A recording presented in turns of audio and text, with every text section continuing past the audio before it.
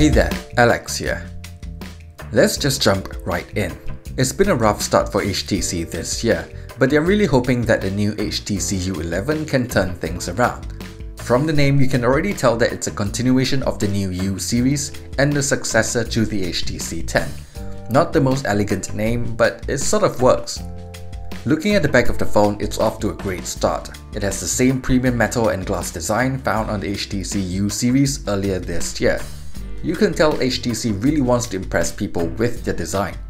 Quoting from their website, "The liquid glass surface is crafted to impress using optical spectrum hybrid deposition. By layering highly refractive precious minerals across the phone's back cover, we have created stunningly vivid new colors that transforms light with every movement you make." Basically, it's very shiny, very pretty. You really have to see it in person to appreciate the details. For the most part, it continues the tradition of well-built phones from HTC. The whole phone feels like a precious gem with curves all around the phone, and it is finally also water and dust resistant. This is a very important move considering all of HTC's major competitors are doing it too. Turn the phone around and yeah, the bezels are pretty big. You know, I really do like the taller displays from the S8 or G6. They're easier to type one-handed and the thin bezels looks really good. But when it comes to day-to-day usage, the traditional 16:9 screen still works just fine.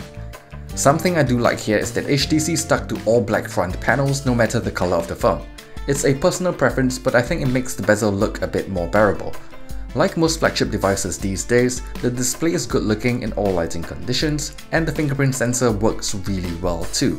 But I do have a minor complaint about how the sensor and the capacitive buttons are placed a bit lower. It looks a little bit off, and it is a bit harder to reach on a phone this size.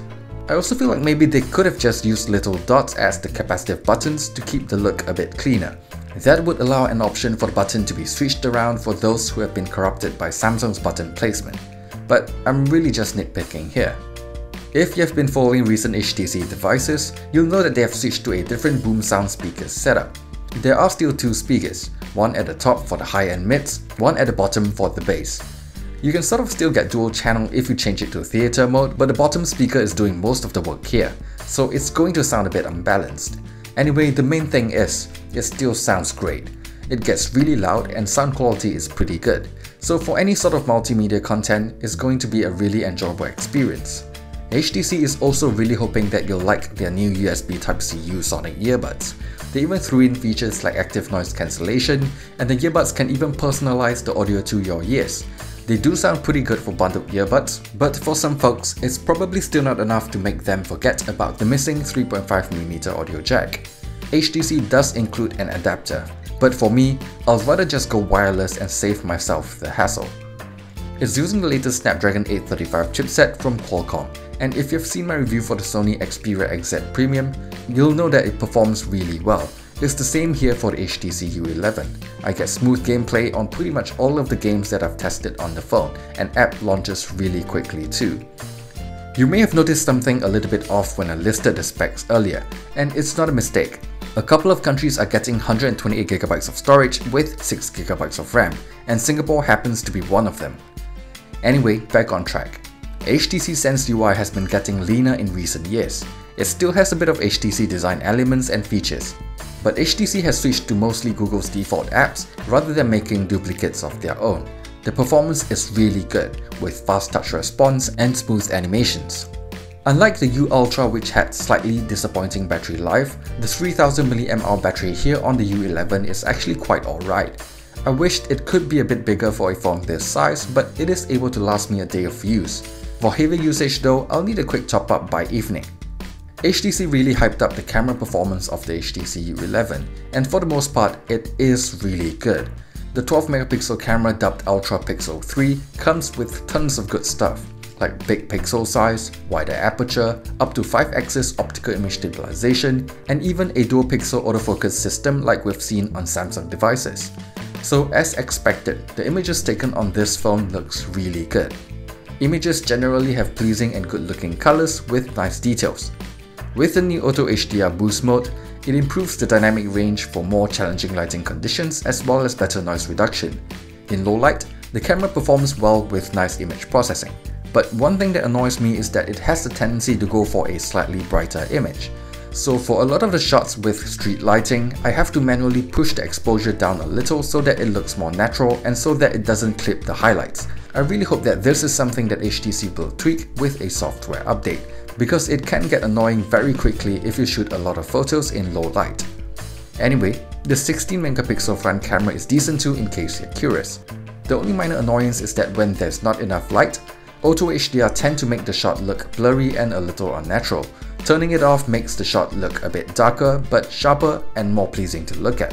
For video recording, it records 4K footage up to 6 minutes per clip. However, if you're looking for more stable footage, you'll have to switch to Full HD recording instead.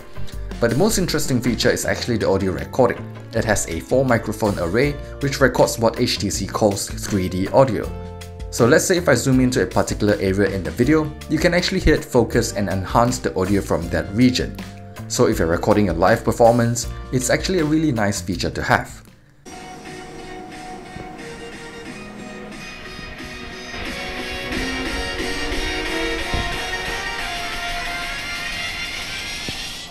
To sum up the camera portion, the thing that you have to understand is that camera quality can be subjective. Everyone's taste is a little bit different. For me personally, the HTC U11 doesn't get my pick for my favorite smartphone camera experience, but it is still a very good experience, and I'm sure for some folks it could be their favorite. What I can say is that for the majority of consumers out there, you're not going to be disappointed with this camera. Almost every flagship smartphone has their own unique features, and the HTC U11 is no different. HTC calls it Edge Sense, and it allows you to squeeze the phone for some shortcuts. There are pressure sensors in the frame that can detect pressure, so you can just squeeze the phone to activate certain functions, like take a screenshot or launch an app. There is a short squeeze and a long squeeze, and both are customizable. In the camera app, you can do a squeeze to capture an image too, and HTC is planning to add more features to make it more useful eventually. Personally, it's not really a feature that I find that useful because it is not a very comfortable thing to do on this phone. I have a feeling that it might be due to the design of the phone. It's a pretty big phone, so people with smaller hands might not have as good a grip on the phone. Then when you look at the frame, it's slightly rounded too and really thin. So when squeezing the phone, even after setting the activation to require a lower pressure, it still feels like I might drop the phone if I don't squeeze it properly. Maybe it's just me.